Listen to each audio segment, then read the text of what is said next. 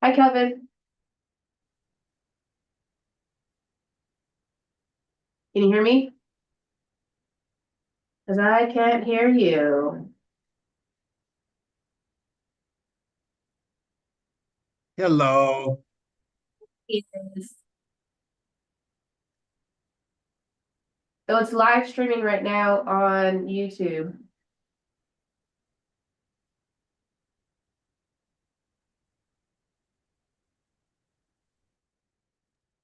Um, there is no other person here in the room right now. Okay. None of the commissioners. So we'll see if they come in the next 5 minutes. We'll see.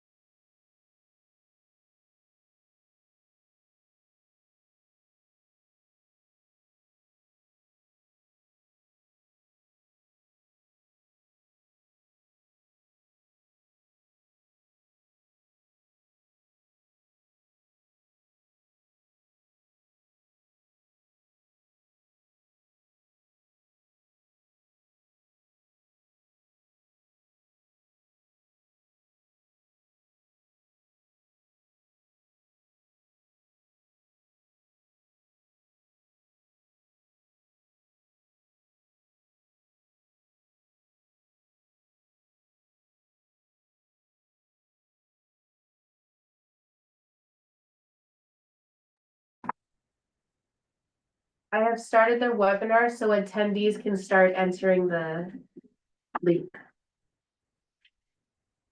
And you're muted. Calvin. Oh, there we are. So am I looking at Commissioner Van Dalen? Commissioner Dunn? Am I Yep. correct?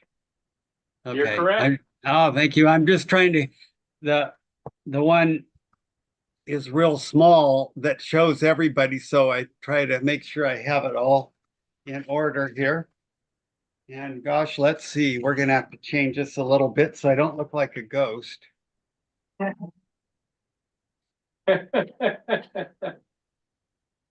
think I'm gonna have to change the other side of the table. No matter how far. We don't, Not No. yet. We are too short. otherwise we're just hanging out. Just hang, they'll come screaming in at the last minute. I have a feeling. Oh, we have another. We got Sue. Oh, we're getting close. One more, right? So committed, Commissioner Eisenberg. I hope you're not driving. Only if she's in England.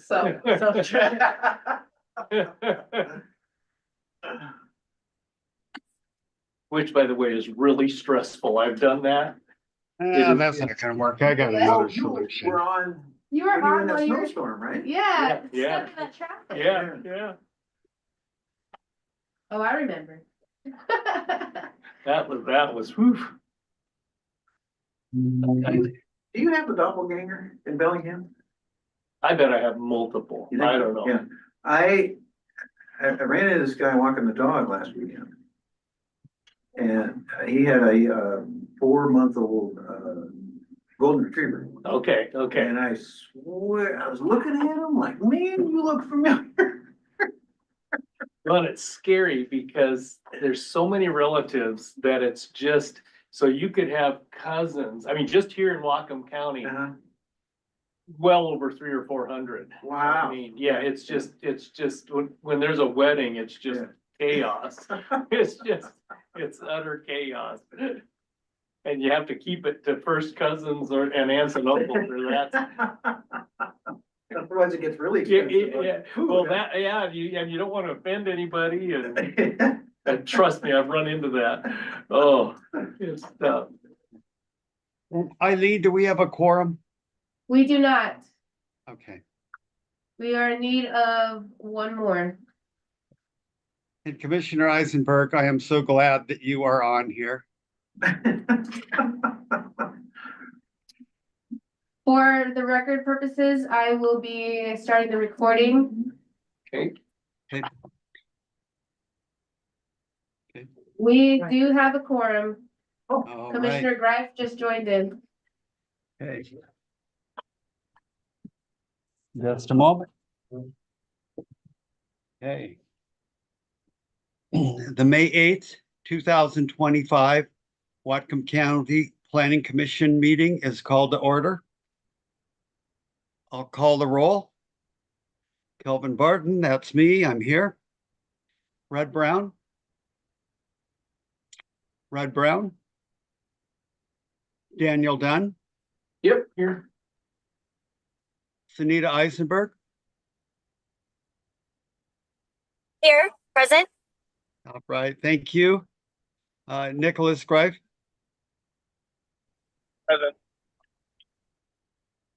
Jim Hansen. Jim Hansen.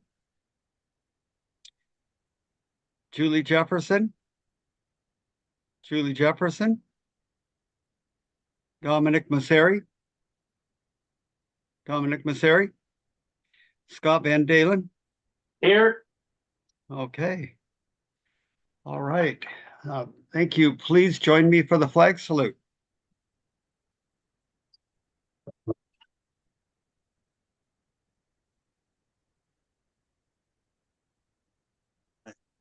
I pledge allegiance to the flag of the United States of America and to the republic for which it stands, one nation, under God, indivisible, with liberty and justice for all.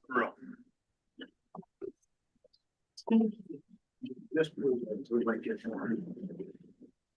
Okay. Just a moment here. There we are. So it's time now for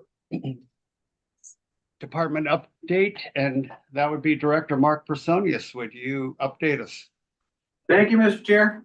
Hi, Commissioners. The big news is that the draft EIS on the 2025 comprehensive plan update was issued last week. You guys were on the distribution list as well as several hundred other people in the county. So that is 439 pages of riveting reading. I hope you all engage in over the next month. There will be a 30-day comment period ending June 1st to accept written comments and email comments, and those are all indicated. The links and addresses are all indicated on the invitation link that went out. There will be a public hearing to accept verbal comments on Wednesday, May 21st at 6 o'clock down in council chambers. So I'll be there hosting it, and then we'll have the consultant there to provide a presentation on the EIS and take comments. And so that will provide folks another opportunity of providing written comments or email comments. But you can email the comments. There's a dedicated email page indicated on the invitation, on the link, on the announcement, and then those will all be posted on the website as well. So that's the big news from us. That's all I have to say about that. Good. Why was it so short? It was gonna be 600, so I haven't cut it down to 300. Okay. And then Mark, just want to know the process. So it's comment period now, and then nobody has to approve it, right? No. Like county council, so No, it closes. it's and then- a tool Yeah. to help make decisions, or provide some information. And I'll just caution you, it's what we call a non-project or programmatic EIS. So it's the analysis of impacts and potential mitigation measures is sort of at a policy level. It's pretty high level stuff, but it will give you describe potential, the growth alternatives that we all talked about from low to high and potential relative impacts, differences in the impacts between those. So there will be a final EIS that's prepared later this summer that responds to the comments that we'll get on the draft, as well as identify what the preliminary preferred alternatives would be for all the cities in terms of their growth allocations and their preferred growth scenario. So the alternative two, I assume. Analogous, yeah, unless there's any tweaks to it between now and then. And so that's what the cities have been working on, is their capital facility plans based on those preliminary numbers that were in the non-binding, thank you, multi-jurisdictional resolution. Just flows off the tongue. And so if there's any tweaks to so they're looking at their sewer costs, water costs, transportation costs to provide urban levels of service for all those UGAs. So they'll see if there's any significant differences, there are tweaks in what they want to do in terms of potential UGA expansion or retraction. And then when that's a final EIS, that again doesn't need approval except when the county council approves the total comp plan in December. That it will likely carry over into early 26, just based on past experience and the level of input that you guys will see and the council will see. And because there's some brand new stuff this year, the climate element being the big one that's brand new. So, but yeah, it's just another tool. Nobody has to adopt it or anything like that. It just helps to inform as we go through the process. I was trying to wrap my head around the EIS. I mean, for SEPR, as I understand it, SEPR is sort of like a checklist on a given project put forward by a citizen, which is reviewed by staff to say, you're polluting water, what's the impact of the air, etc. Right. What I don't, and having gone through the permitting process recently, there's questions about, is this consistent with the comprehensive plan, the Shoreline Management Act? shorelines management plan, county code, et cetera, et cetera. I'm trying to wrap my head around where this fits in. It's a action under SEPA, whether it's a private action or a public action. It doesn't matter. They're all subject to SEPA. So every time, for example, we make a code change, we bring code amendments to you. In most cases, we have to do SEPA on that. But it's a different checklist than you see on the project checklist or the non-project checklist, which is much shorter, but it's it's looking at policy and facts. No, I'm just trying to wrap my head around what is the value to the community of you spending your time doing that? Or is that a question you Well, it's a whole nother law, right? It's a whole nother set of laws and regulations that we have to comply with. The idea of SEPA was that, since it's state law and it applies to all jurisdictions, whenever we're in the permitting process or a planning process, that, local jurisdictions, regulations may differ significantly if you're a non-GMA county, for example, versus a GMA county, right? You would have a different set of regulations and some will be more restrictive than others. So SEPA is a way for the public agencies to have a crack at, are your critical area regulations, for example, adequate to protect the environment in city X or county Y? So this is the county explaining to the public why they think it is acceptable under the GMA. Right, In this case. environmental perspective. Right, Okay. in this case. Okay, fine. And then, sorry, the other, on a slightly different topic, at the county council meeting, I think 2 weeks ago, you mentioned that, you were interested in doing, chapters of the comp plan in parallel, so like, could you talk a little bit more about that? Thank you, Dan, for reminding me. Yeah, you guys, council has expressed an interest in, let me back up by saying the normal process, right, is that the council's at the end of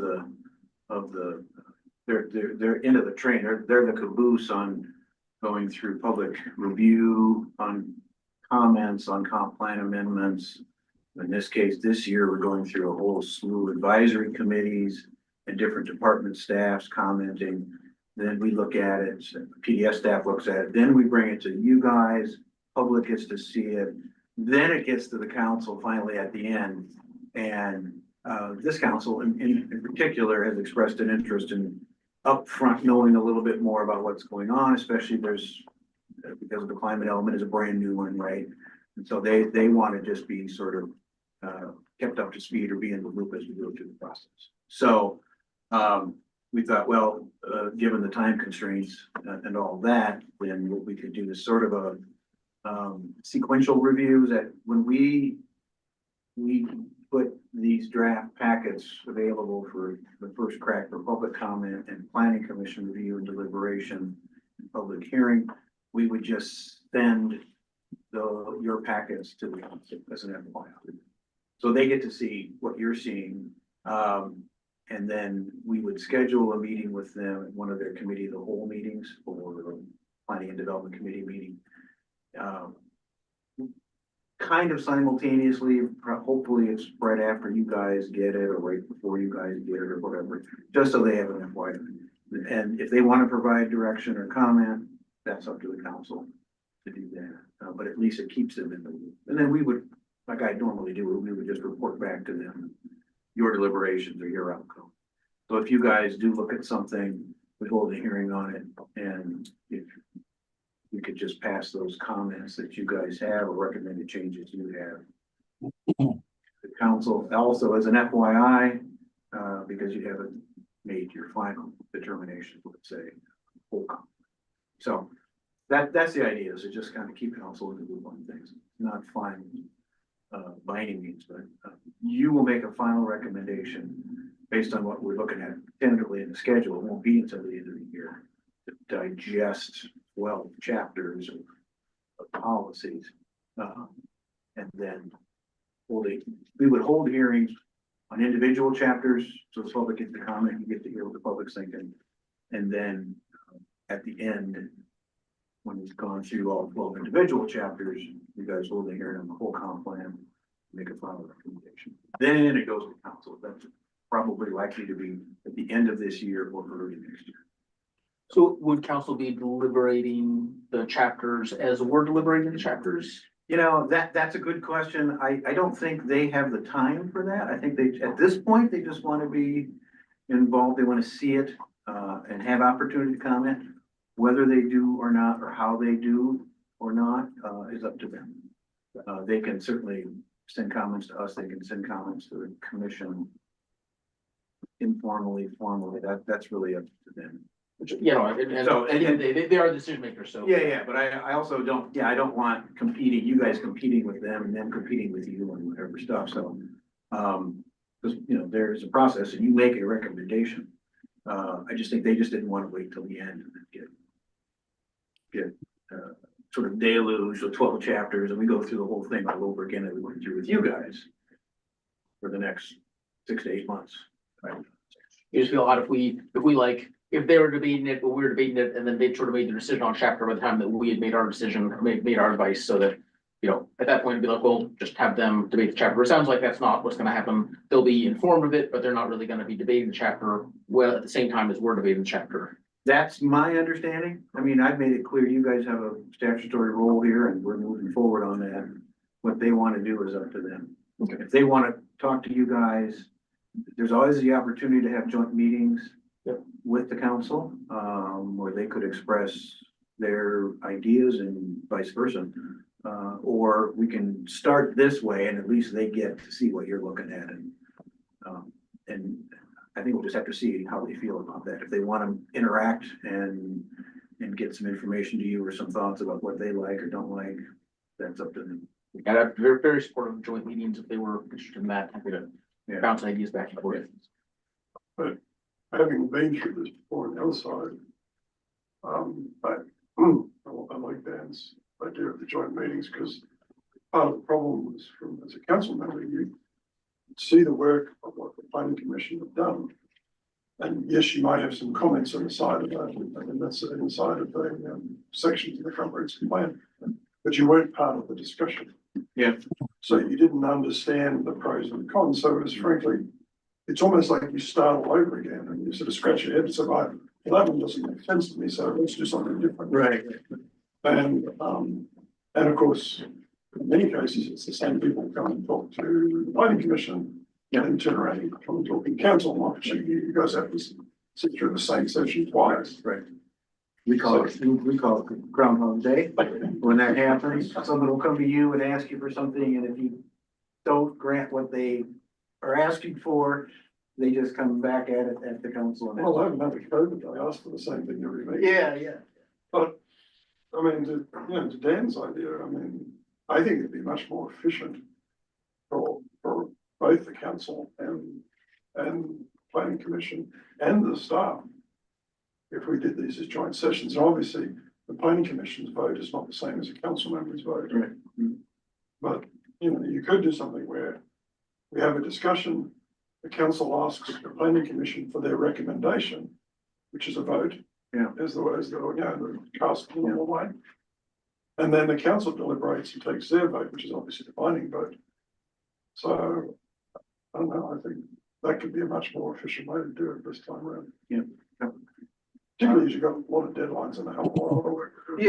Yeah, we've talked about, you know, the logistics of how do you make that work. I have a joint meeting with all those people, all you guys, and then just kind of the order of it. But I can talk to council about that, talk to council staff. Right. Can I interrupt here for a minute? We're kind of, it's a good discussion, but I think we're going far afield and we've got some public here and some things to look at. So unless there's more that's real important to ask Director Personius, I'd like to move along. Open session for public comment, and we have, besides Planning Commission Coordinator Eileen, we have Planning Development Services Coordinator Jackie Sullivan. And Jackie is going to help out tonight on public comment and things like that. Go ahead. Welcome to the meeting. This meeting is being broadcast live. The audio is being recorded and will be posted to the county website. As noted on our website, members of the public may watch the meeting or join online or by phone. During the open public comment session, speakers may not speak to items that are scheduled on the agenda for a public hearing tonight. There is no, There is no public hearing. Do we have one person online? we do not have any members of the public, in the room. We do have an attendee online that wishes to speak. Kaya Hayes. You may give your public comment. You have 3 minutes. Thank you. Good evening, Planning Commissioners. My name is Kaya Hayes. I'm the Land and Water Policy Lead for Resources. We're a Whatcom-based environmental education and advocacy group focused on building climate resilience in Northwest Washington through sustainable planning and multi-benefit natural climate solutions. The 2025 Comprehensive Plan is obviously a crucial opportunity to begin the work of laying the foundation for that resilient future for Whatcom County. And to recognize the impacts of this planning on Northwest Washington more broadly. Through our involvement on several advisory committees for the county, our staff has had the opportunity to review a few of the initial drafts, including the climate change chapter the commission will be focusing on today. Since there's much more context and feedback for the climate chapter to follow, I'll be keeping it short and just wanted to offer some of our initial high-level comments on the climate element of the comp plan to date. To start, we have a process request. We want to ensure that the feedback from the tribal consultation and the remaining plan audits, particularly the Phase 2 compound flooding assessment results and the rural land study update, we want to ensure that those have been incorporated in the final draft version that's put before the Planning Commission for the official climate chapter public hearing. We also appreciate the integration of climate change sections within several of the chapters in addition to the standalone climate chapter. And we strongly encourage the county to standardize this across each element of the plan. This reinforces the understanding that proactive climate mitigation and adaptation planning is not a discrete area of work, but an inherent piece of every aspect of sustainable and resilient growth. We encourage you to consider structuring the Planning Commission and Council workflow in a similar fashion to the Skagit Comp Plan process, where each chapter was individually announced and made publicly available, and then progressed through 2 successive hearings in front of both the Planning Commission and the County Commissioners. Or I support the idea of exploring the option of joint meetings for collaboration between Planning Commission and Whatcom County Council. We look forward to continued opportunities to engage in the climate chapter and the comprehensive plan as a whole as the process continues. Thank you. Thank you. I got a question for Kaya. Kaya, you mentioned three things you wanted included. There was a tribal consultant, and then what were the other 2? Yeah, so the other 2 are listed in the remaining plans to audit in the memo that was provided, but just to kind of underscore our interest, we'd really like to see the Phase 2 compound flooding assessment results. So all of the sort of riverine flooding projections upstream of Ferndale, as well as some updated rural land study information. Thanks.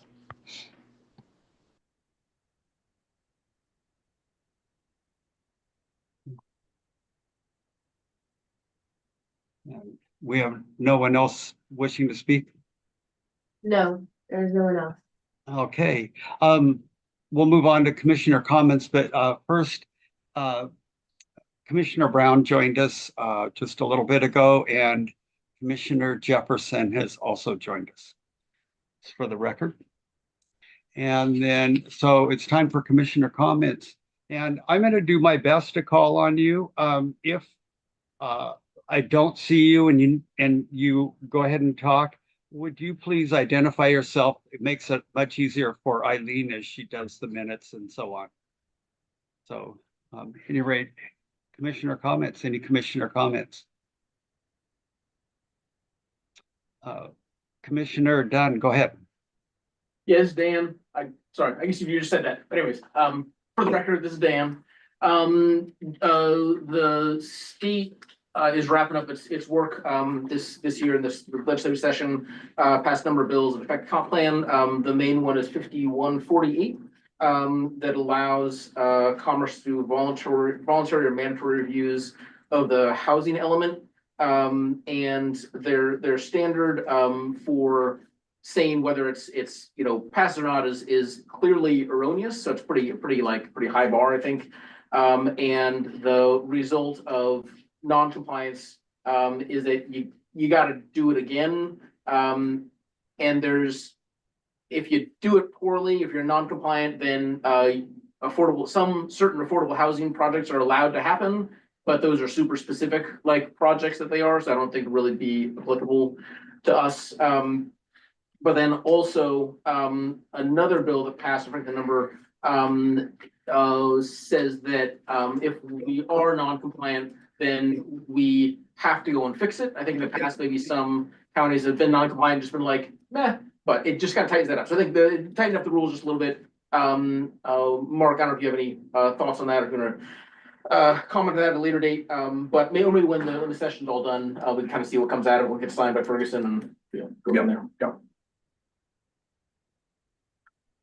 Yeah, we're still waiting for the final report from Wassac, our lobbyist, the Association of Counties, on the land use bills and stuff. So depending on what the governor signs, so yeah.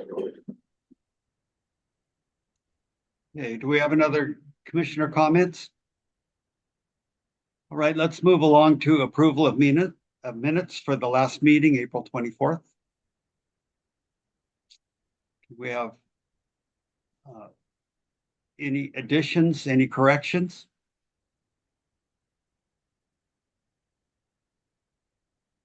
I would motion approval. I'll Okay. second. All right, we have a motion to approve and a second, and I asked this before, anything else from the commissioners? Additions, corrections? Okay, Jackie, would you call the roll, please? Brown, Yes. Dunn, Yes. Eisenberg, Yes. Greif, Yes. Jefferson, Yes. Van Dalen, Yes. Barton, Yes. motion carries. All right, so our meeting topic for the night is 2025 Comprehensive Plan Update, Chapter 12, Climate Change and Resilience. And it's going to be, presenter will be Planning and Development Services Coordinator Jackie Sullivan. Okay, Jack. Lauren, it's All Lauren right. Clemens. Thanks, Lauren. I'm doing it, don't worry. Do we have a change there? In the packet, it says Lauren Clemens will be presenting. Oh, sorry, that's right. I'm sorry, I read the wrong line. I hand wrote it in. Go ahead, Lauren. Yeah, thank you. I think you gave Jackie a heart attack. In favor. Not a problem. Just give me a second. Oh, yeah. I think we're in the middle of the slide deck. Yeah.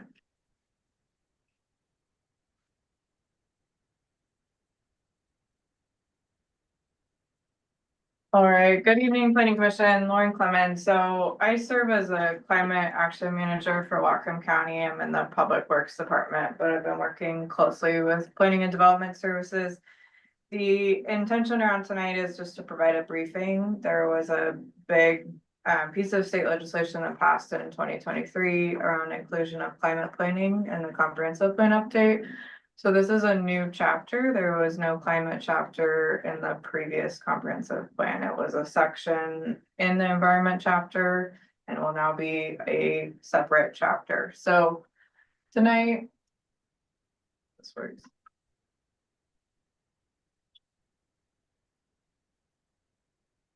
Okay, what are we doing tonight? So I presented to the council of the whole on the 15th of April to give them an overview of climate planning in the overall comprehensive plan and then the climate chapter in particular, just to provide an orientation. So tonight is a briefing to you to discuss what is included in the state law, what you're going to see when the full chapter comes, and then an opportunity for questions and discussion, since it's a lot of new policy material.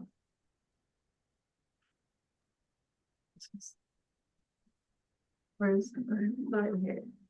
Yeah, One moment, yeah, one second. Calvin, do you see Yeah. the change in the slides? I am not seeing any change. Right? Can you escape right? So, well, tell me which one you're on here. I see one, but I've only seen one come up. I haven't seen it change. Okay. Now I'm seeing them. Okay, I see the side there.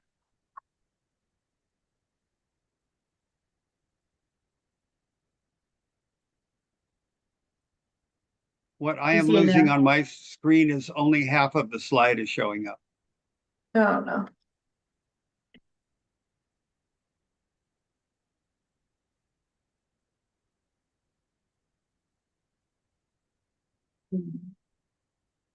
Not sharing it on. Okay, one moment, please. Sorry, it's not. Technical difficulties, I apologize.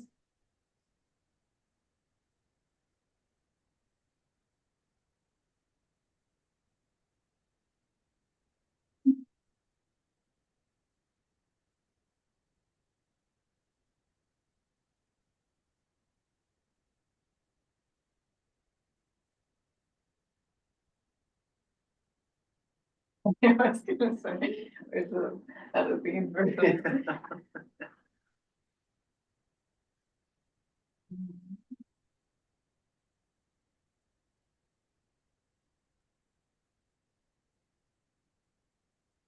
Log into Zoom and then film it, all this whole thing. Yeah. so they can see. Good to see my notes.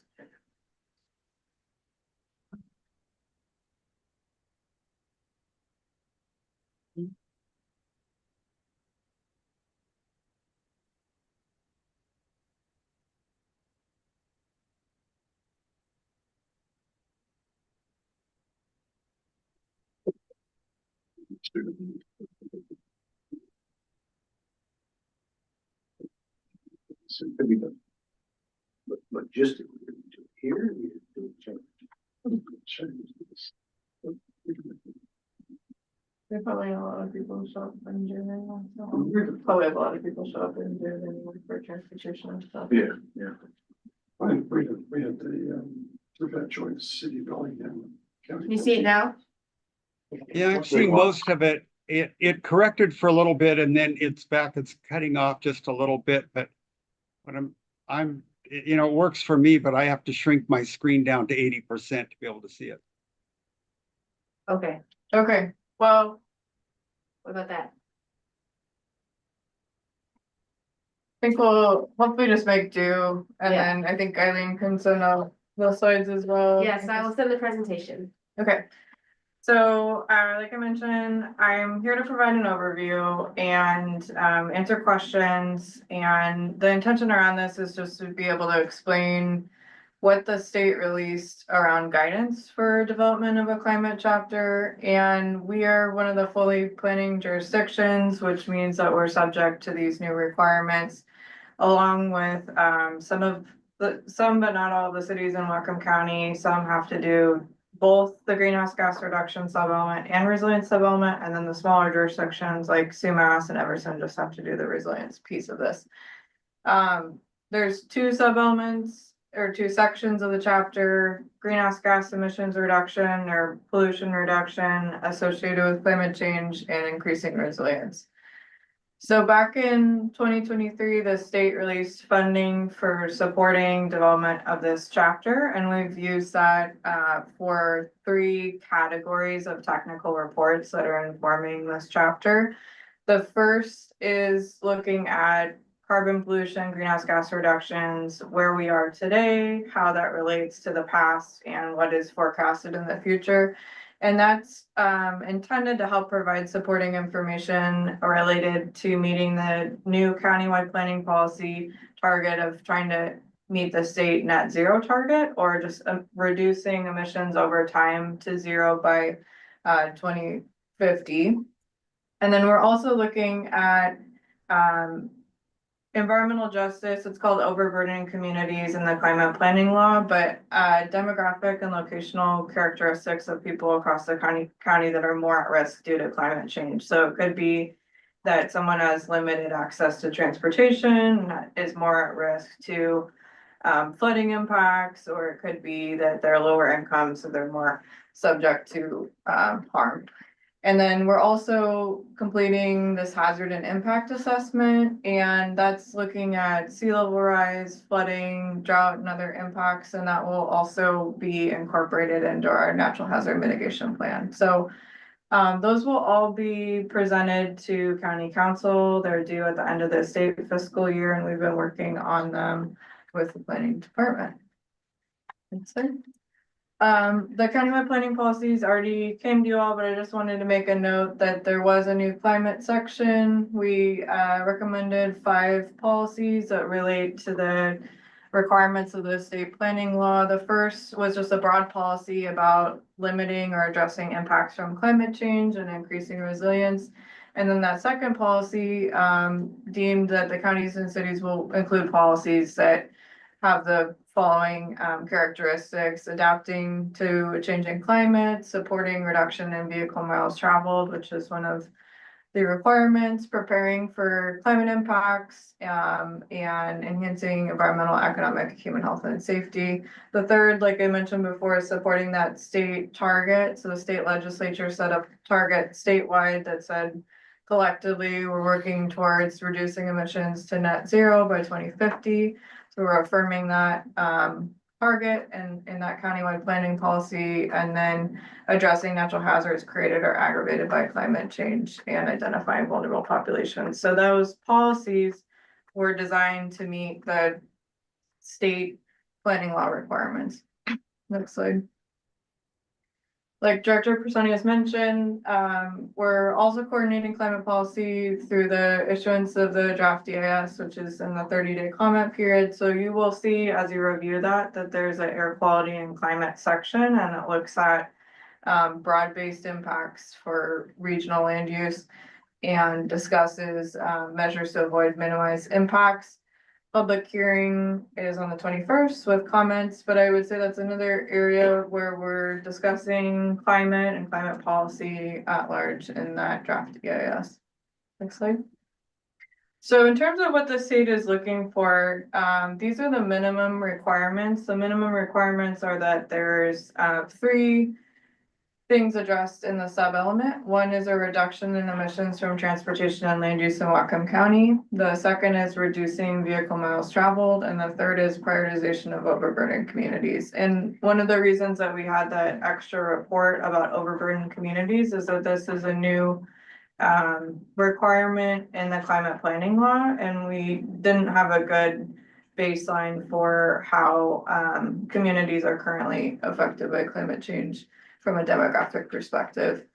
The second, for the resilience sub-element, or again, section of the chapter, is addressing hazards, and that's the list. So some of these were discussed in the environment element, but not all of them. For instance, sea level rise had not been discussed in the previous comprehensive plan, and there was not very much about heat or smoke. There was some discussion of drought. So many of these policy issues are new in terms of this comprehensive plan update. And another section is in terms of identifying, protecting, and enhancing natural areas and habitat, as well as protecting and enhancing community resilience. So as you can imagine, the interpretation of these policy mandates is relatively broad, and we've looked to adjust those in terms of additional policies.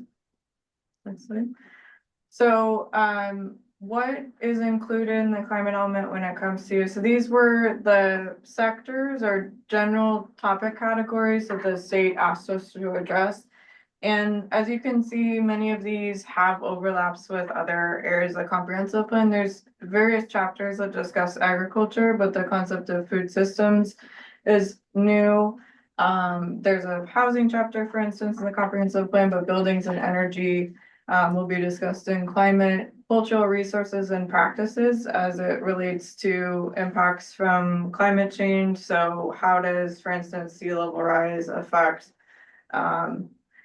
historic sites and practices in Whatcom County, economic development, ecosystems, emergency management, health and well-being, transportation, especially with a focus on multimodal travel and infrastructure, waste management, water resources, and zoning and development. So as you look at the chapter, again, there's 2 general sections, and then there's these subcategories. So there's 11 sections of policies with these sectors, and those are directly from the guidance, and we're following that. They've asked that we try to address the relationship between greenhouse gas reduction in that sector and resilience in that sector.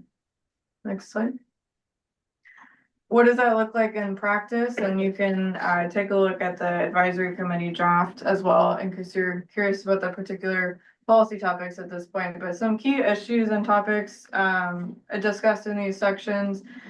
One is greater emphasis on renewable energy and its role in reducing emissions, building efficiency, Climate Commitment Act, which is a statewide act that set up a carbon market to reduce emissions associated with industry, workforce, carbon sequestration, or sort of carbon capture through natural practices, and local food access and vehicle electrification are some things that are discussed. It's obviously not a full list, but those are some topics in the greenhouse gas emissions reduction section of the chapter. And then resilience is looking at building resilience towards climate hazards, including coastal and riverine flooding, critical infrastructure siting, forest management, water availability restoration, emergency management planning, and watershed management. So that's a broad overview of what's in the chapter.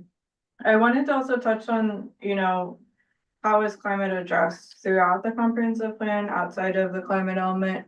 Generally, as a explanatory concept, like 95% of the climate content is in the climate element, which is the intention of the state planning law, but there are other sections in the law that ask us to make updates to other chapters specifically. So as an example of what was in the law and where that's going to be located in terms of the chapters, we were asked to assess green infrastructure and capital facilities. So there's a discussion of that in capital facilities chapter. Land use, there was a new requirement to look at urban and community forests, reduction in vehicle miles traveled or VMT, and wildfire risk reduction.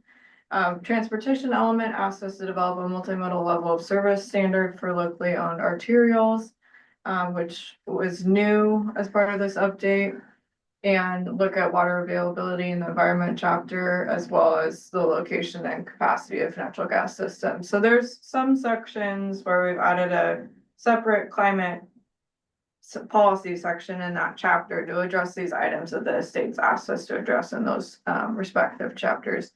There's also the county council priority memo, which expressed what council's priorities were for this update. And there's some items that they've asked or expressed priorities around that are outside of what the state required. And so those are being evaluated for inclusion in those respective chapters as well. Since 2016, in fact, in 2021, the county council passed a resolution accepting the Whatcom County Climate Action Plan as an advisory document. So as we've been developing this chapter, we've looked to that plan developed by the committee as guidance as well. Next slide. What are some general categories of new topics? One larger category is policies to reflect changes in state legislation. So it was a pretty active several legislative sessions that had quite a bit of climate policy that was passed. One is updates the building code of change. There's now new requirements for EV charging stations or solar ready on certain building types, and that's reflected in policy language. The state also passed a benchmarking standard for larger commercial facilities called the Clean Buildings Performance Standard, and a policy around that. There's new tribal consultation requirements when the county is successfully receives Climate Commitment Act funding. And so that is included in the cultural resources section of the climate element.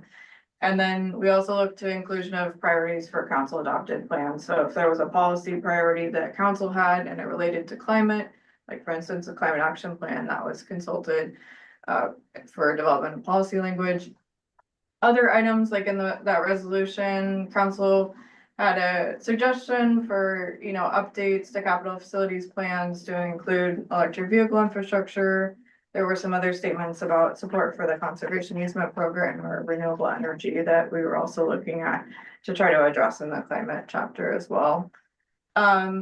New topics, I mentioned the previous comprehensive plan didn't really address forecasted impacts from sea level rise. We've done a lot of vulnerability assessment and planning work around that in the last several years that is informing policy language. And then there's also emerging work about vulnerability to smoke and heat impacts across Whatcom County as well. Next slide. So the Climate Impact Advisory Committee, which I am the staff liaison to, has spent several months looking at the advisory committee draft of the chapter. And they provided substantial policy direction and approved a set of revisions that we're in the process of going through. And some broadly, the policy direction that they provided was updating some of the descriptions and the resilience sub-element. They had some changes to the policy statements in agriculture and food systems, ecosystem and water resources. They added some new policies as well around things like drought response, and then they requested some more prescriptive language about critical facilities and emergency response and its climate impact. So it's about a 40-page chapter, and there's a variety of different revisions that they recommended. So we're in the process of going through those and determining whether they're appropriate. Next.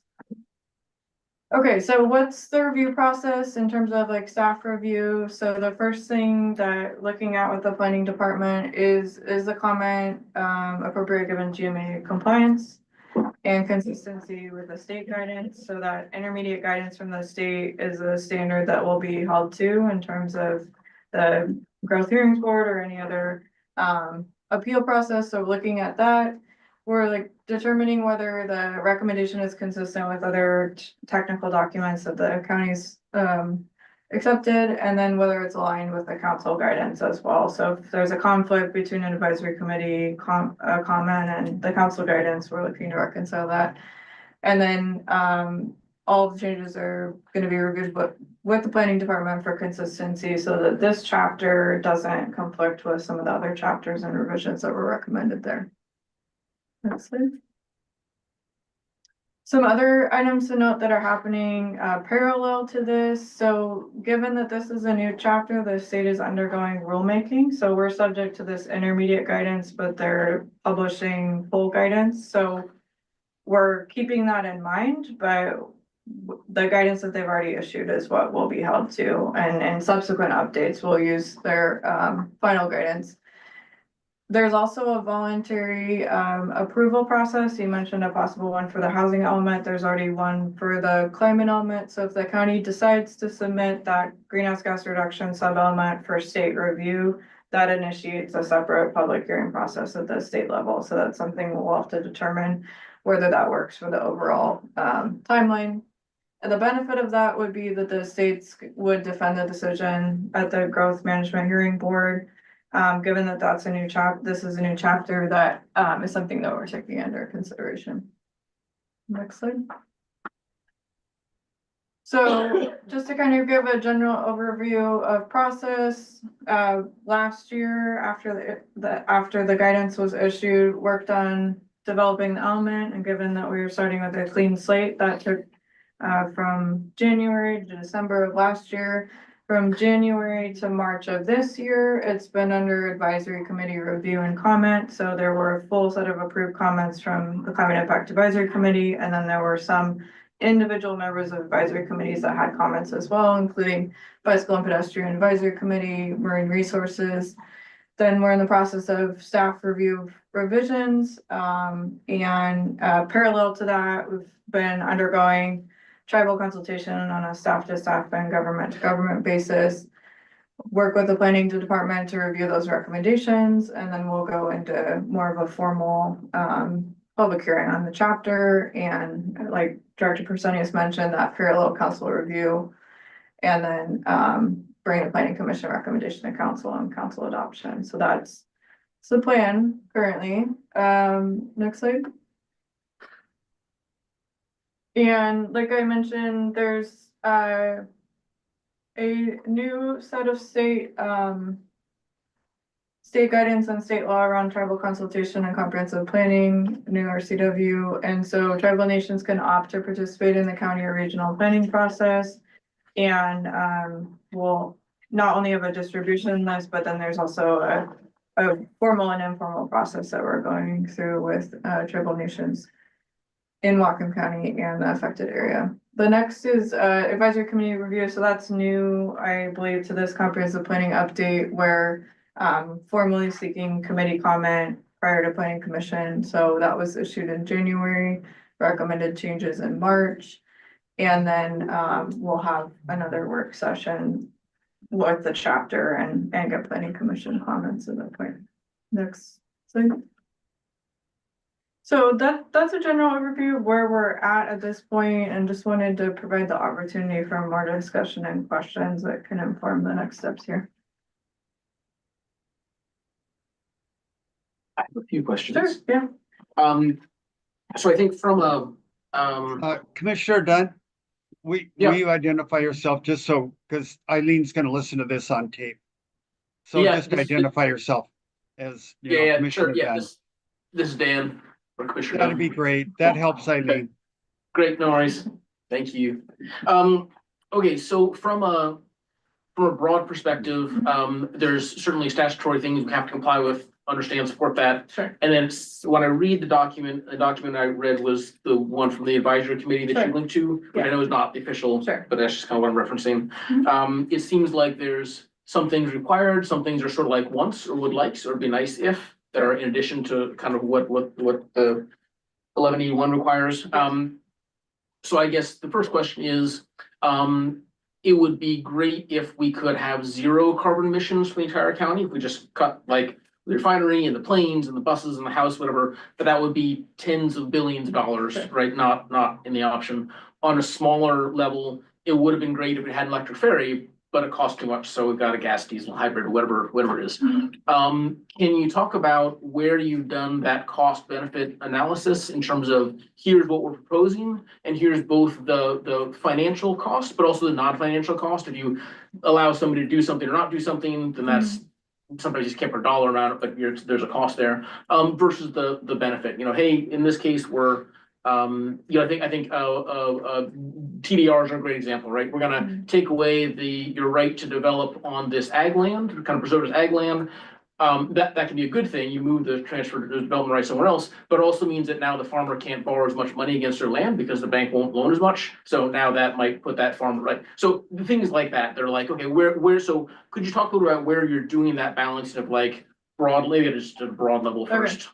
Sure, so I will jump to the future in terms of what happens 5 years from now. So 5 years from now, the county will have to submit a report about the climate element that goes through and says, here's sort of our assessment of where we're at in terms of progress on some of these policies. And for that reason, many of them are encourage or support and recognize that there is needed partnerships in order to accomplish them.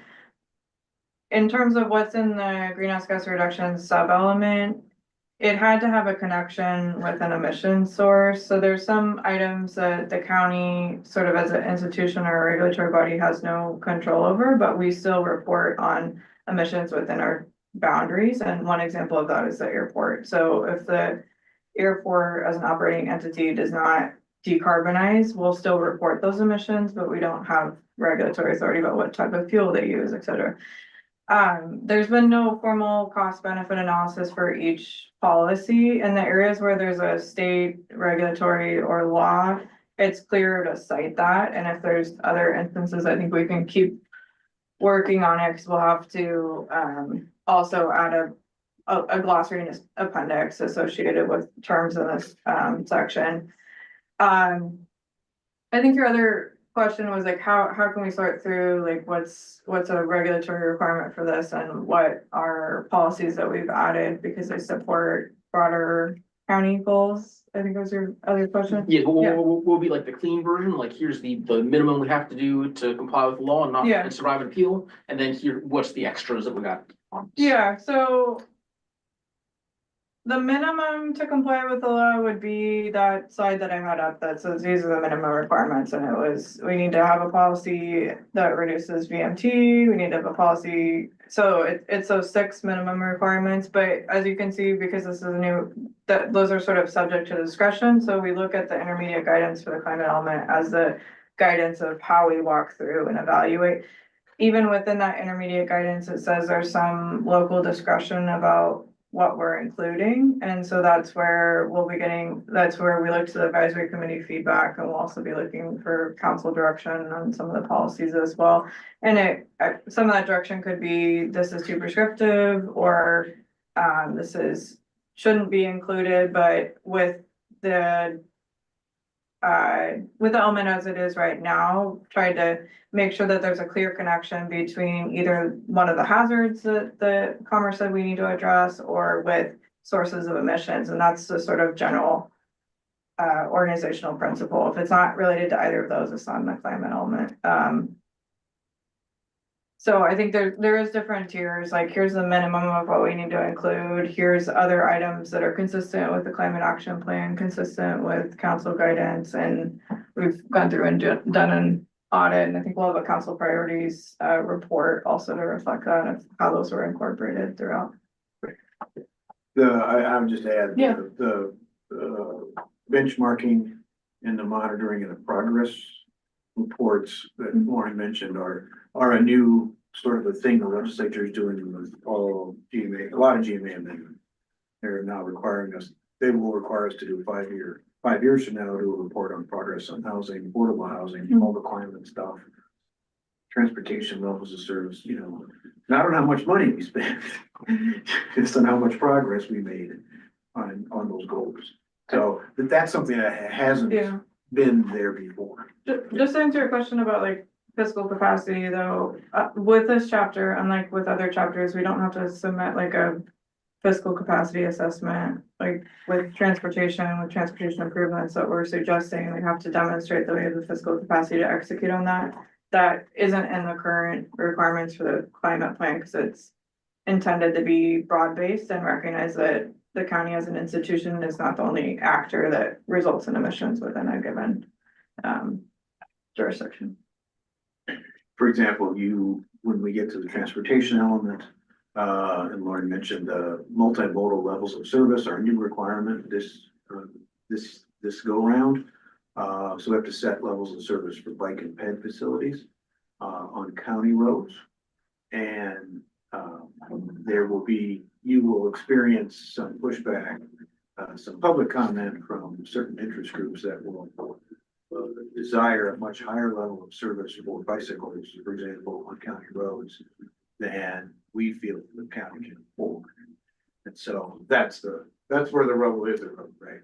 Okay, well, what's an appropriate level of service? Whatever that is, whatever we set it at, the council ultimately does. Now we've got to monitor, well, what progress have we made towards over the next 5 years achieving that goal?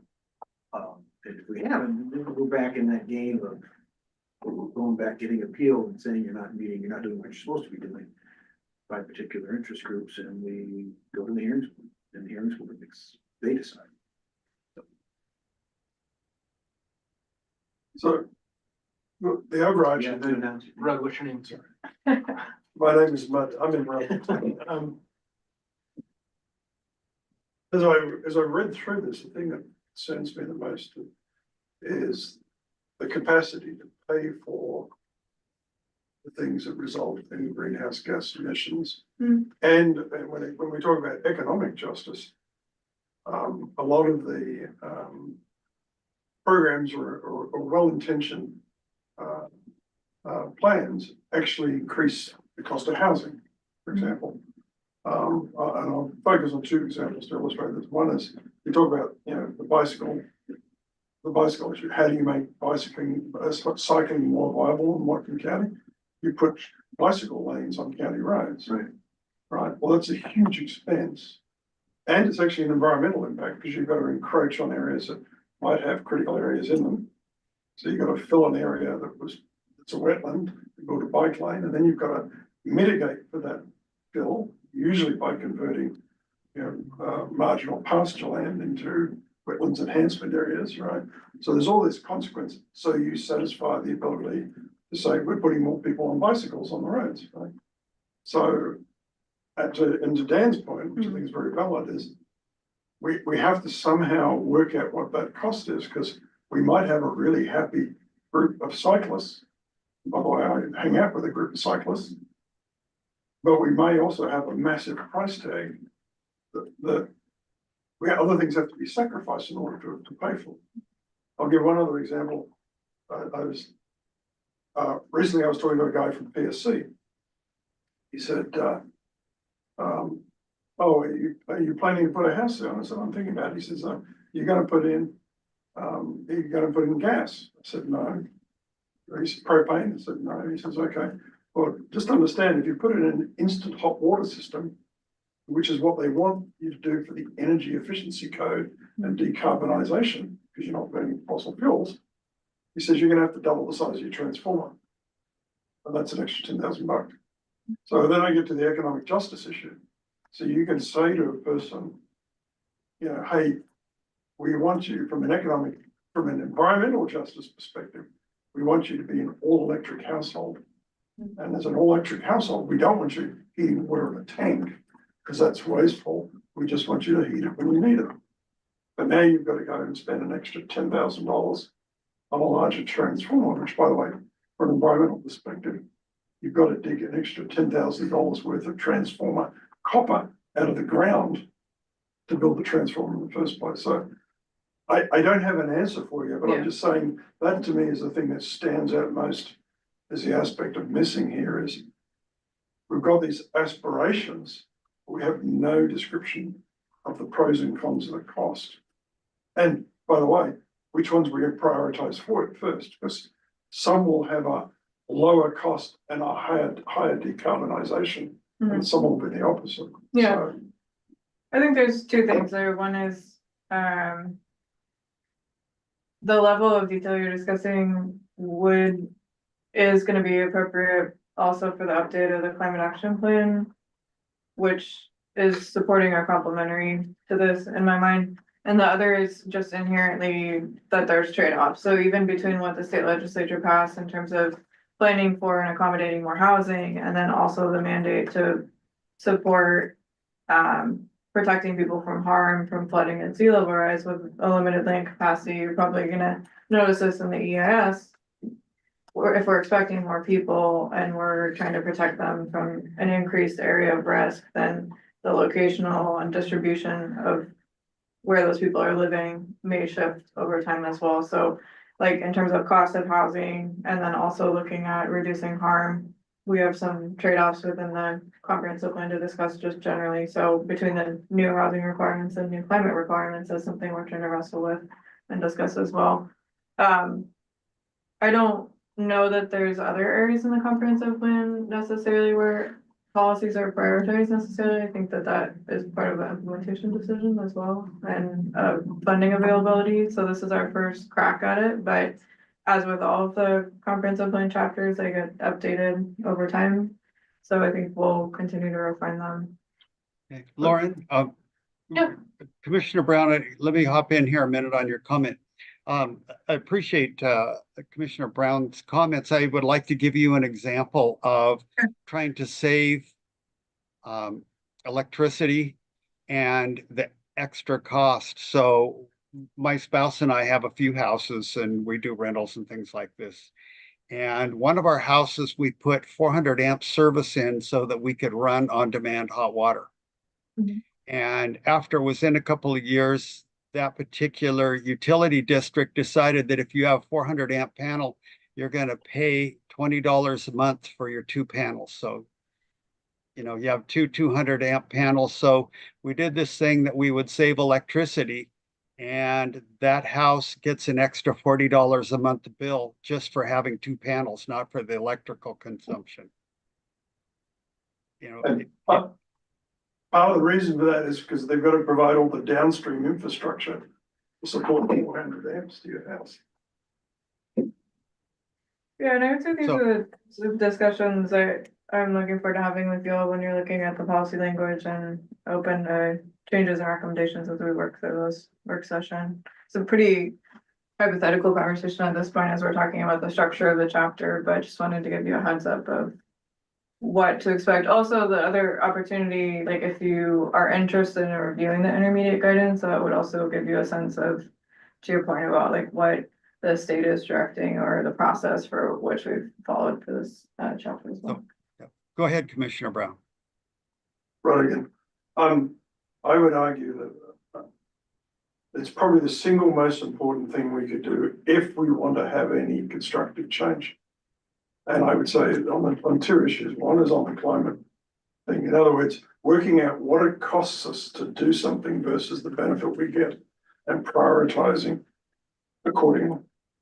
And the second one, frankly, is on the housing side of it, is because this year we've seen several new rules come into place, driven by state law, related to things that have to happen to housing.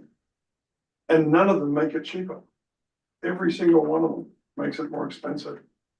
And so at the same time that we're saying, oh, we've got to have more affordable housing, we've got to have economic justice, we keep piling on these other things with no discussion about what they cost, and particularly what they cost the person who can least afford it. So I'm not necessarily saying this is your responsibility, but I am saying Monetary value associated with taking action, but one of the sets of technical reports that I'll be able to, if we make a certain amount of progress on this aspect, whether it's vehicle electrification, what is the associated emissions reduction that we're expecting? And I think with that can come some idea of prioritization, like if we do a transit expansion, what is gonna be the associated response? And then you can look at the monetary costs associated with that. So in some instances, something that has other benefits outside of climate. That discussion, have that discussion also about, you know, the comp plan was made, you know, obviously to rent sprawl originally, right? We wanna have growth in the cities and not in the rural areas.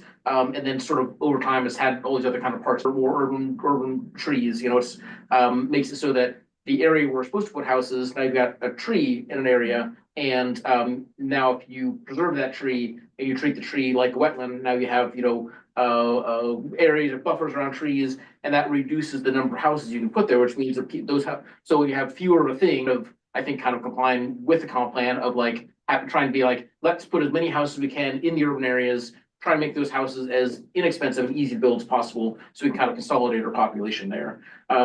So I guess, will we have an opportunity to kind of work through this kind of line by line? Could we do that tonight? Tonight, I don't think that's what we're doing tonight, but yes, I mean, I think we've got time to go through it in more detail. Yeah.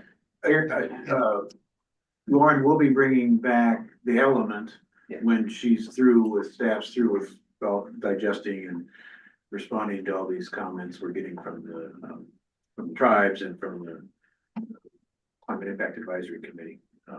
And I would add, we were going through comments the last couple of weeks on drafts of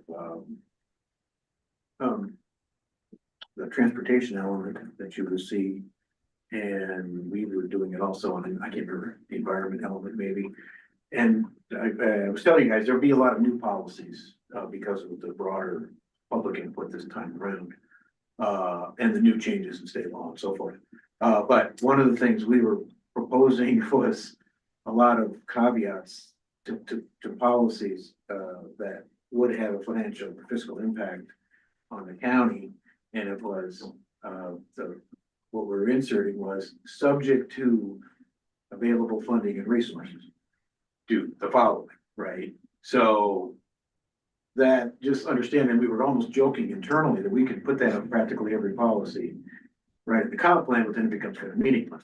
So, but where there's direct sort of level of service impact or cost impact for the county, or for its residents, we're trying to recognize that and temper that within those policy statements, so that there's a recognition that this is not an empty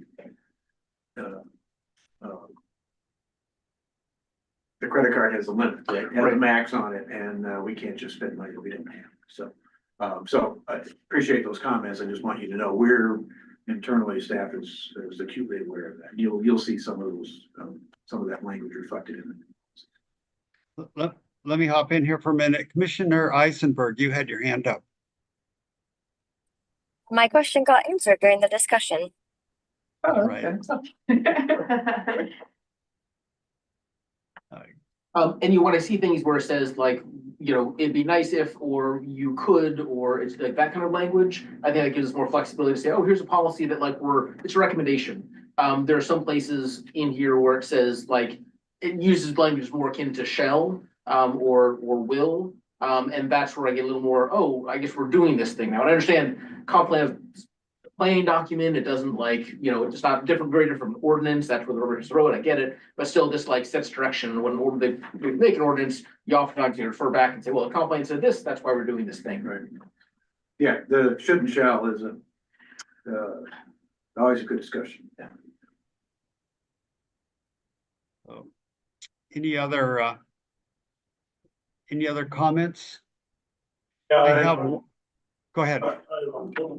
Is that Commissioner Brown? Yes. Go ahead. Yeah, I think what was the word you jokingly said about putting on everything is subject to available funding And resources. and resources, Yeah. right? I think realistically, we're heading, my personal belief is we're heading into a period of time where those available resources are going to just diminish. Yeah. There is not the money from the state to pay for, pick an example again, this transformer issue, there's not going to be money from the state to pay a low income family an extra $10,000 to pay for the transformer. Right? Because at the end of the day, that $10,000 has to come from someone, and that someone is us, and it's usually through property taxes and sales taxes, both of which actually disproportionately hit lower income people in terms of the cost. So the solution, the only solution I see to these environmental challenges is finding a way for it to pencil out for the private sector. So I mean, I don't have a plan for this, but I'll throw in an example. Is let's say you wanted to build a bicycle trail. You don't want to put the bicycle on the road. You say, hey, if we can get them off the road, if we can get them to go through that farmer's field or around the edge of that farmer's field, let's give him some incentive. Maybe it's an extra density or something else that gives him a reason to give up that section of land, put in a bike lane, right? So, by the way, it'd be nice to do a field connected to the traffic. So I think, we're going to have to think that way if we want any of this stuff to actually happen, because the state isn't going to give us the money. Yeah, Kelvin, if I could comment on that. Go ahead. I've been thinking for some time as a PDS is a regulatory agency, and every year the state legislature gives us more regulations to implement, not ever less, and not necessarily any more resources to implement those regulations. And at some point, right, that just gets more and more burdensome, not just on the agency to regulate, but ultimately on private property owners, who we have to lay those regulations on when they get permits. And at some point, you get into something akin to diminishing returns, I think. And I've been advocating for some time at the state level to people that don't really want to hear it, but that there should be more of an incentive-based approach to incentivizing good behavior, in this case on the land, right? Good property owner behavior, whether it be farm protections or whatever. But I agree. I think we need that approach. We don't have the resources. We're going to have less resources. State has less resources. to fund all those mandates. And so I think the best way to incentivize that is either through tax breaks or some kind of a bonus density or something that is an incentive enough to the property owner to do what we want them to do. I don't like tax breaks, by the way, because if you give me a tax break, It doesn't help right, the bottom line. no, if you give me a tax break, it goes, he's paying Yeah, me, yeah, right, yeah. or vice versa. Yeah, But some other incentive, an incentive to do the right thing. Yeah. Environmentally, to me, is the most effective. Yeah. It's got the least resistance too. well, I mean, and just like you guys passed the electrical transmission code, right, updates. And I saw some assessment that the state's electricity needs are gonna double like by the next 30 years or something. So the grid, we gotta improve the grid, we gotta increase the capacity of the grid.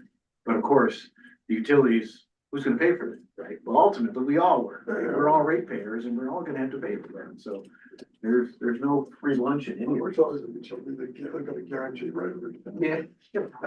And I think with the funding, I think I was just thinking about this conversation, like there are, I think I say, oh, well, who's gonna pay for all of it? And some of the things there is money available, like, in here, I think in the ag section, you're supporting a ag research station.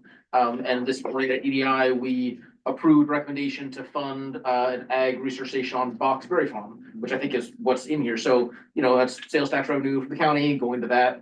The CCA, the state's kind of cap and invest program, does pay for a number of like electrification projects with low income or medium income people, and so there's money available. But I look at this and it's like, if it's like, hey, let's have all homes be super efficient, like that'd be great, that'd be awesome. But like, yeah, there's not enough money in any EDI or CCA or anything to make that kind of thing happen. So I look at a policy like that and be like, well, we're making a blanket statement, oh, we should do this thing, like maybe we shouldn't have that be a policy if it's not actually gonna happen.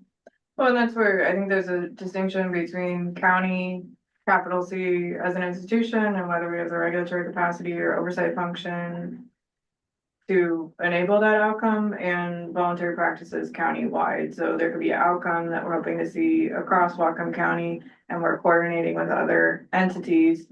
And that's where there's across the document, not prescriptive language, because either we don't have the regulatory authority, we're trying to promote a voluntary practice like cover cropping or something else that we coordinate with other agencies and institute a voluntary behavior, and we'd like to see that outcome and track it over time because that has a positive benefit. But we're not necessarily saying that we have the financial obligation to fund that. And that's where I wanted to make the distinction with this chapter. There's, unlike other chapters where it asks you to demonstrate fiscal capacity, that's not currently a requirement. So I think there is a good argument about like, what is the county committing to regulate potentially with the policies, and is that appropriate? And then, what are we trying to see from a voluntary perspective and voluntary outcomes that will have a positive benefit?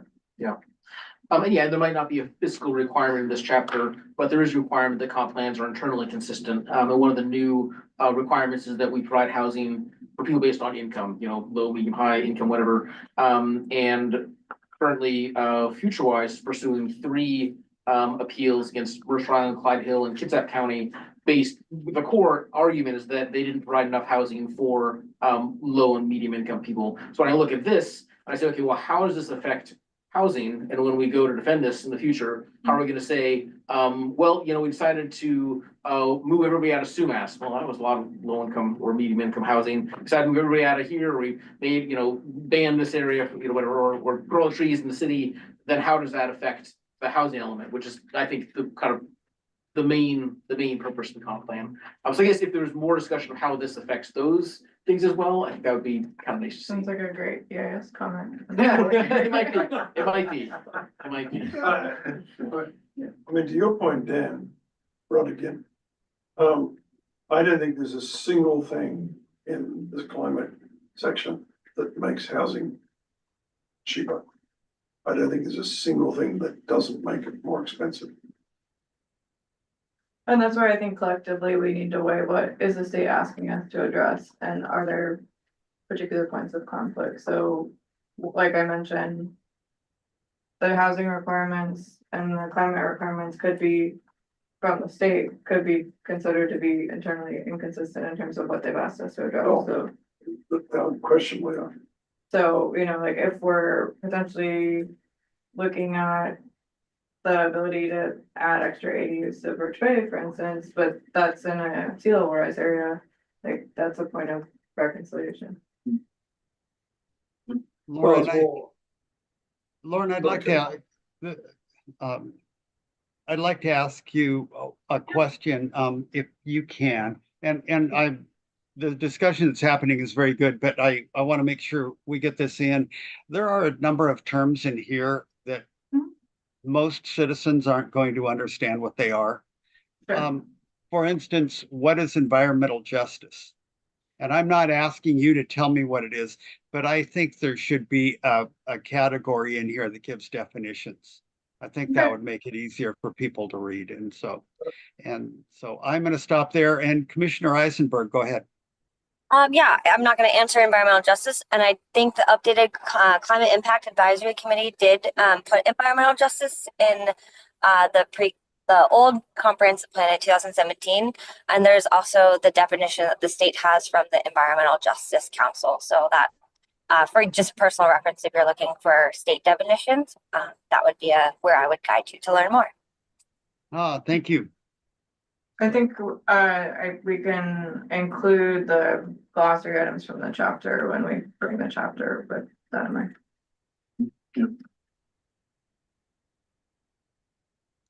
It's a really minor point. Sure. Go ahead, Commissioner Brown. Sorry. You have hyperlinks in the document. In the memo? Yeah. Yeah. I didn't realize there are hyperlinks. Until by accident, when I hovered over one, Okay. because they're not blue. Yeah. Right, so I think most people recognize that level, so. Exactly. Yeah.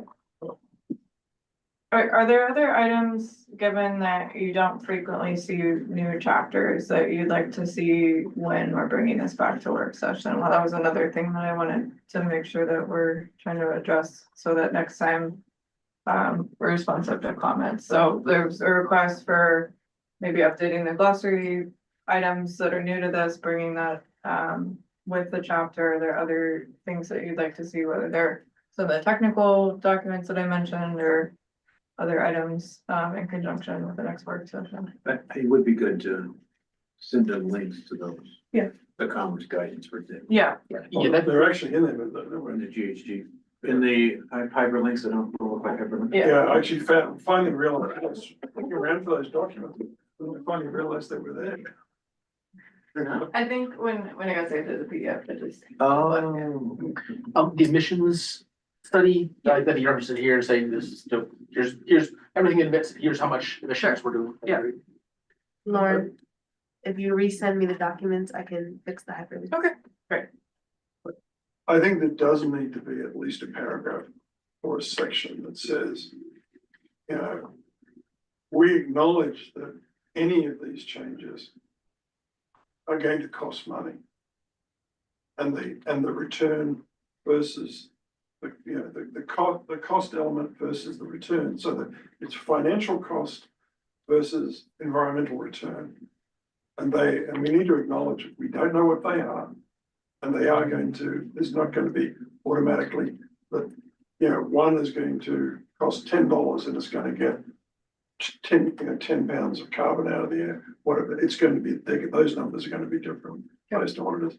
But I think if we don't at least acknowledge that there is a cost to all of this, and the cost is unknown, and the cost is variable, depending on which policy is enacted, then I think we lose credibility, frankly.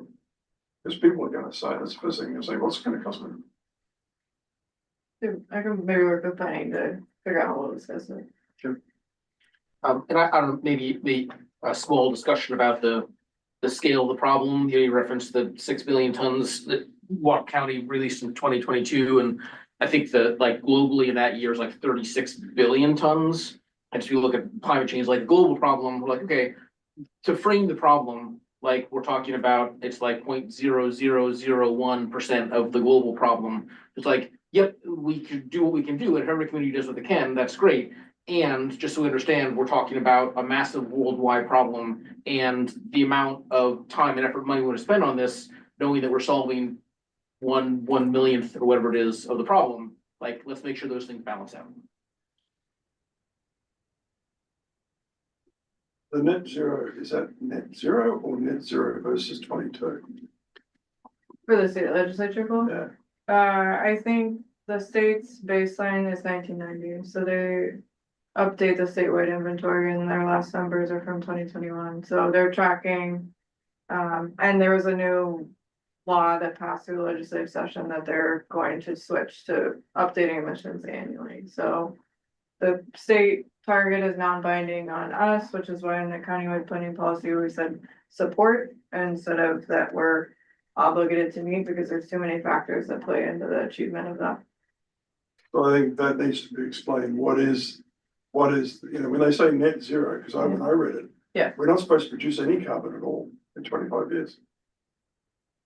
Which is obviously not achievable unless you cover absolutely every piece of farmland with trees.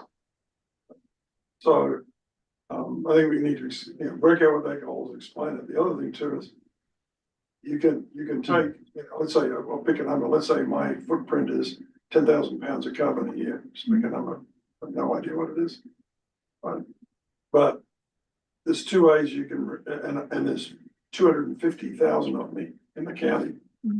There's two ways you can get the carbon down. You can cut my carbon down from 10,000 to say 5,000. Or you can get rid of half the people in the county. Right? So we have to somehow articulate what is the carbon footprint, the average carbon footprint. Maybe even what that is made up from, transportation. Yeah. Food, whatever the case may be. And then what steps, what steps will we take that we actually move that needle the most? I think adding the emissions inventory to Dan's request and then some of the other work that's informing us would be helpful in advance of bringing this back. And then just looking at the bill report, the one thing it mentions in developing the intermediate guidelines. Yeah. Commerce must provide and prioritize options that support increased housing supply, diversity of housing types, and assist county and cities in meeting GHG emission reduction and other requirements. So I feel like having that sort of be a core value of like, yes, let's do this and let's keep housing and how we increase supply of housing at the same time. Is there a document that demonstrates we want to plant more trees, but then that's going to remove this prime ag land, or we're going to plant more trees, that's going to remove housing, but we're going to put more houses over here? I don't think that Commerce has released anything that specifically crosswalks their housing guidance and their climate guidance, because it's still intermediate, so I don't think there's any like administrative guidance that refers to that at this point, but we'll keep that in mind. One of the main drivers of the new housing bills, 1220 and 1110, right, was that the concept that you do mixed use developments in cities or growth areas, you get higher densities, more compact development. You were reducing VMTs, vehicle miles traveled. You've got more transit accessory, access. You've got more bike ped access. So there's less vehicle trips. It's that kind of a concept. Just that's the big picture, the big umbrella for 1220, HB 1220 in particular, right? We're saying very low, moderate income. They just sliced and diced it by density, right? So you have to provide X number of units of this density, Y units at this density, Z units at this density, and that's the framework. That's the guidance from the state. That's the guidance. That's the requirement methodology they have to use from the state. So They're not going to use an estimated like housing price, like, oh, if you make 30% AMI, you can afford $800 a month. No, really. It's somewhat crude, but it's right. It's got to play out across the every jurisdiction of the state, right? So, and it's a first cut, right? I imagine there'll be, again, we got to do these 5-year reports now. 5 years from now, well, how are we doing? How many units have been provided at those ranges? And I imagine at that point, we can start to do some economic analysis of, okay, well, what's the income levels and are those households actually being served by those units? Yeah, so, but that's just a progression on a big time. And then just thinking forward, like, going through this kind of line by line is sort of what I would love to do. But that would probably take, we would just talk for an hour at least. I mean, obviously other commissioners want to talk as well. So I'm thinking if we have one work session on this, like, that's gonna be, I don't know, that's gonna be a lot of time to look through it in that kind of level of detail. So I don't know if you want to let something before we have that work session, so we can all kind of be thinking right beforehand, and maybe you can answer some question beforehand or something, or I don't know. Yeah, I think that's a procedural question. The other option is to have additional meetings, right, more than once every 2 weeks. As we go through this stuff, especially if we get into difficult stuff or new stuff that's challenging you haven't ever seen before, right, has potentially greater implications on things. So. I'd rather have, maybe a day meeting. Yeah. Sorry, something like this, we should start, 10 o'clock in the morning. And Yeah. wait until we're done. Yeah. That's something we might, Kelvin, that's something we might, poll the commissioners on. If you guys would be, we can just, Eileen can poll you on, thoughts on how many would be willing or able to attend a day meeting if we needed to. Yeah, a poll would be good.